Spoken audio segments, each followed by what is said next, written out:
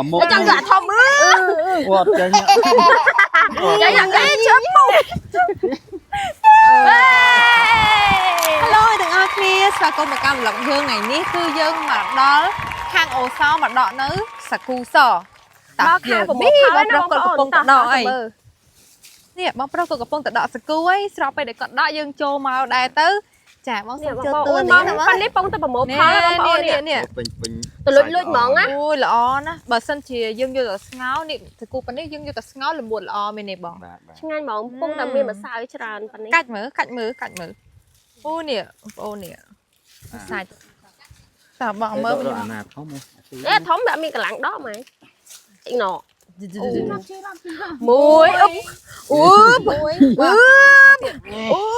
មួយ phần nằm mốt chẳng gạt thom quạt cái nhá chẳng gạt thom tiệt ở đây cái này hả ở chọc cháy à này hả អត់ជោគជ័យមកម្ដងទៀតនេះបើជោគជ័យ មួយប៊ី cái nhá ចាញ់អេជើពុក នេះបកគូយើងដកបានហើយនេះអូយធំណា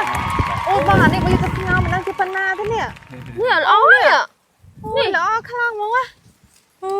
យបងប្អូនណាកុំឆ្ងល់ណាសាគូប៉ុណ្ណឹងឯងគឺយើងយកទៅធ្វើម្សៅដើម្បីចេញជា number 4 in 1នេះប៉ប៉ាន់នេះទៅទៅវ័យប៉ុណ្ណឹងដាក់ម្សៅបានល្អហើយសបូរជាតិហៅថា fiber ខ្ពស់អញ្ចឹងញ៉ាំទៅជំនួយបញ្ហាកប៉ិតពោះវៀននឹងបានល្អខ្លាំងមែនទែនធានាបងប្អូនមិនគីមីអីទេធម្មជាតិសុទ្ធហ្មងធម្មជាតិទេបង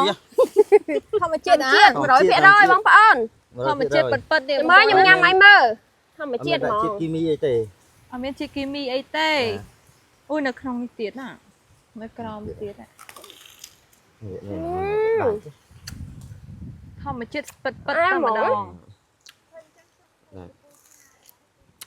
ធម្មជាតិពិតៗបងប្អូនដកពីដីញ៉ាំបានហ្មងតើបងប្អូនចកាសគូមិនមែនមានតែប៉ុណ្្នឹងទេតោះខ្ញុំនឹងបង្ហាញថាមានច្រើនមែនតើបងប្អូន តោះនោះបងប្អូននៅខាងនេះអូយ Wow oh my god ឃើញច្រើនណាស់ទៀត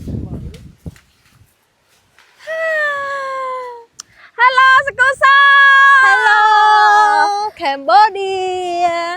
product in Cambodia ធម្មជាតិ 100% អត់និយាយលេងសើចទេពិតរបស់គេអត់កុហកพูดផោឯងហើយជាផលិតផលខ្មែរសតអត់មានប្រើប្រាស់ថ្នាំអីទេ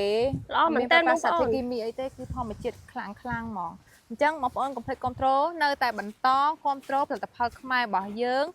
brand Namva នេះជារៀងរហូតណាអរគុណបងប្អូនទាំងអស់គ្នាបាយបាយ